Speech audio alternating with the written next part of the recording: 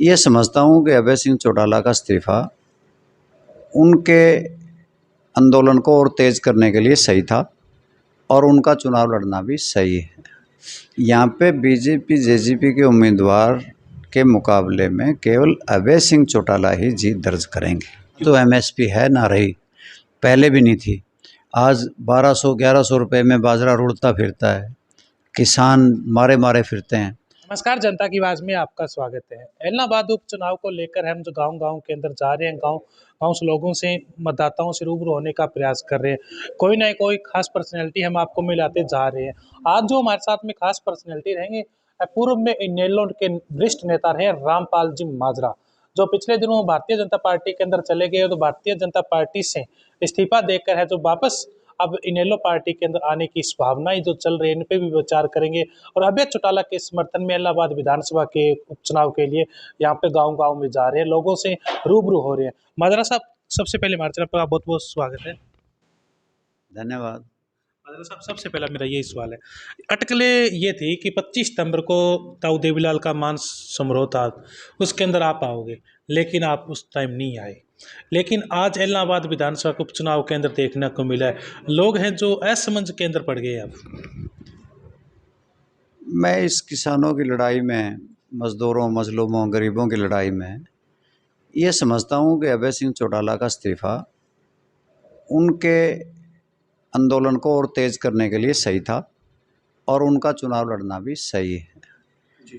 इसलिए मैंने ये फ़ैसला लिया कि ऐसे मौके में जहाँ लड़ाई लड़ी जा रही है, जहाँ लखीमपुर खीरी की घटना हुई है, जहाँ 700 किसान मारे गए हैं, लाखों किसान धरनों पर बैठे हैं, और ऐसे माहौल में हम भारतीय जनता पार्टी और जेजेपी या किसी और पार्टी का साथ देना ठीक नहीं समझते, क्योंकि यहाँ पे बीजेपी जेजेपी के उम्मीदवार के मुकाबले में केवल अभय सिंह चौटाला ही जीत दर्ज करेंगे। क्यों नहीं? कांग्रेस पार्टी भी किसानों के पक्ष में है, वो भी किसानों के 3 जो काले कानून के खिलाफ दिन रात प्रचार कर रही है और पक्ष में भी है वो, तो उनके साथ में क्यों नहीं माजरा साहब? आप इस बात को समझ लें कि इस्तीफ़ा उन्होंने थोड़ा दिया था। मैं ये मान के चलता हूँ कि अभय सिंह चौटाला ने जो इस्तीफ़ा दिया था और फिर चुनाव मैदान में डटे हैं, तो सही किसानों की आवाज़ को, इस इलाके की आवाज़ को ठीक से बुलंद हरियाणा विधानसभा में वो कर सकते हैं, इसलिए मैंने निर्णय। माजरा साहब, लोगों की ये अटकलें हैं, अभय चौटाला कोई एक बार इस्तीफा दे दिया है तो दोबारा चुनाव नहीं लड़ना चाहिए था, किसानों के पक्ष में आ गए हैं, फिर भी आप प्रचार करने आ गए उनके पक्ष में। पता नहीं है, राजीव लोंगोवाल समझौते के खिलाफ भी चौधरी देवीलाल और डॉक्टर मंगल सेन ने इस्तीफा दिया था, और वो फिर से उपचुनाव आया तो वो दोनों लड़े थे। जनादेश प्राप्त करने के लिए दोनों ने लड़ाई लड़ी। डॉक्टर साहब मंगल सेन जी हार गए और चौधरी देवीलाल जीत गए थे। फिर इलेक्शन आ गया, वो फिर लड़े थे। तो ये बात गलत है कहना कि उन्होंने चुनाव क्यों लड़ा। उन्होंने इसलिए लड़ा कि एक नया जनादेश लेने के लिए कि काले कानून गलत हैं या किसान विरोधी सरकार है या नहीं, महंगाई बढ़ रही है कि नहीं बढ़ रही है, बेरोज़गारी बढ़ रही है कि नहीं बढ़ रही है, इन बातों को लेकर के अभय सिंह चौटाला मैदान में हैं और उनका चुनाव लड़ना सार्थक और सही है। एंड माजरा साहब, आप इनेलो के कर्मठ का नेता रहे हो, तो लोगों की ये भावनाएं चल रही है, एक भाई है जो अजय सिंह आपके भी साथी रहे हैं, अजय सिंह तो अपने भाई को एक तो हराने के लिए लगे, गोपाल कांडा अपने भाई को जिताने के लिए लग रहे हैं, यानी सोशल मीडिया पर काफ़ी उनकी जो क्लिप है, वीडियो वायरल ज़्यादा हो रही है। अब तो तुम ही फैसला कर लो उनमें से कौन ठीक है कौन गलत है। इस मामले में उन्हें खुद सोचना चाहिए। उनके परिवार का एक सदस्य चुनाव लड़ रहा है और परिवार के अन्य सदस्य उसका विरोध कर रहे हैं। जो देवीलाल के परिवार से वो संबंधित है, उसका पोता है और चुनाव मैदान में है।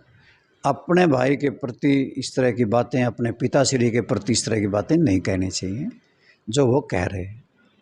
कल हुड्डा साहब आए थे, एक बड़ा गांव है कागदाना इलाहाबाद के अंदर, उस गांव के हुड्डा साहब ने यानी गोपाल कांडा के साथ अपने अच्छे संबंध बताए। क्या अभय सिंह जी ने तो ये इशारा कर दिया कि वो तो करे बीजेपी के साथ मिले, आपकी क्या भावना है इसमें? मैं समझता हूँ जो भूपेंद्र सिंह हुड्डा की वजारत में वो वजीर रहे हैं और उनके संबंध अच्छे ही होंगे। वो तो मजबूरन उनसे इस्तीफ़ा लेना पड़ा था और उनको जेल में जाना पड़ा था गोपाल कांडा जी को। उनके ऊपर गीतिका शर्मा के कत्ल का इल्ज़ाम था या उनको मरने के लिए विवश करने का इल्ज़ाम था, जिसकी वजह से उनकी वजारत से उनको हाथ धोना पड़ा था। उनके संबंधों के बारे में उन्होंने पब्लिकली कहा कि मेरे संबंध उससे अच्छे हैं, इसमें क्या बात है, होंगे अच्छे। नहीं, गीतिका शर्मा के आपने आप प्रेस कॉन्फ्रेंस में कहा, जिस तरह गोपाल कांडा के खिलाफ आप भी बैठते थे, अजय सिंह भी उस टाइम एमएलए हुआ करते थे, वो भी बैठा करते थे, वो क्या किस्सा था? अब मामला मैं ये कह रहा था, हमारे साथ मैं भी और अजय सिंह चौटाला भी तख्तियां लेकर के नारे लगाते थे, गीतिका शर्मा हम शर्मिंदा हैं, तेरे कातिल आज जिंदा हैं। और हम विधानसभा नहीं चलने देते थे, जिसकी वजह से जांच हुई, इंक्वायरी हुई, जाना पड़ा, गृह मंत्रालय खोना पड़ा, जेल जाना पड़ा। आज तो मैं उनको देख करके लगता है कि जैसे गंगा नहा करके वो शुद्ध हो गए आ गए हैं और दोनों आपस में साथ साथ बैठे।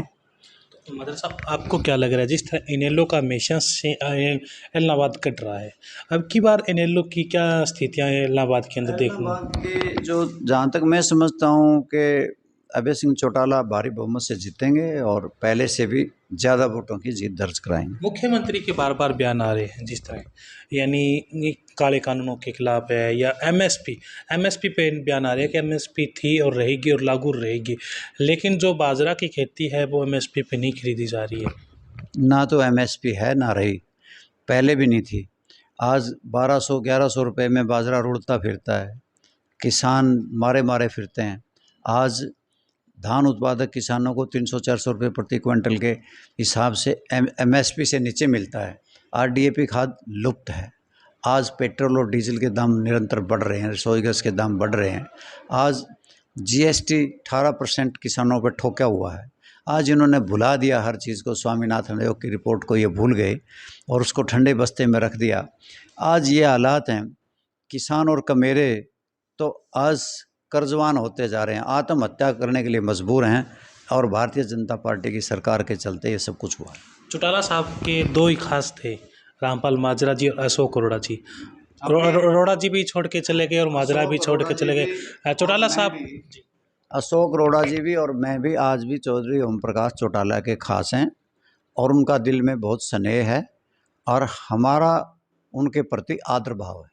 नहीं माजरा साहब, जिस तरह आप उनके यानी जो एक बुरा वक्त आया उस टाइम आप छोड़ के चले गए उनको, एंड सर कुछ ना कुछ दर्द तो हुआ होगा, ऐसी क्या नहीं, कमियां कोई लगी ऐसी थी? बात ना छोड़ के गए, ना कोई ऐसी बात हुई। आज भारतीय जनता पार्टी ज्वाइन कर ली थी सर, आपने याद होगा। भारतीय जनता पार्टी ज्वाइन की थी, ये ठीक है आपकी बात, परंतु हमने ना कोई किसी प्रकार का उनके प्रति इस तरह की कोई बातें कही जिससे वो उनको चुभें, उनको दर्द हो, या कोई किसी प्रकार का उनके शान में किसी प्रकार का शब्द हमने कोई प्रयोग नहीं किए और ना ही करते। और हमारे बहुत ही माननीय हैं, हमारे पूजनीय हैं, हम उनको दिल से चाहते हैं। चलो, माजरा साहब ने मेरे साथ बातचीत की, इन्होंने बताया कि जिस तरह इलाहाबाद के अंदर इनेलो बढ़िया मतों से जीतेगी और आने वाला टाइम है जो इनेलो को होगा, और मैं अभय चौटाला और ओम प्रकाश चौटाला का आज भी खास हूँ, जो जिस तरह पहले था, लेकिन इनेलो ज्वाइन करने पर उन्होंने अभी अपनी कोई प्रतिक्रिया नहीं दी और किसान आंदोलन के समर्थन में अभय चौटाला का प्रचार करने के लिए इलाहाबाद के गांव-गांव में घूम रहे हैं। आप हमारे चैनल को लाइक कर लीजिए ताकि आपको हमारे न्यूज़ हमारे चैनल के माध्यम से मिलते रहे। धन्यवाद।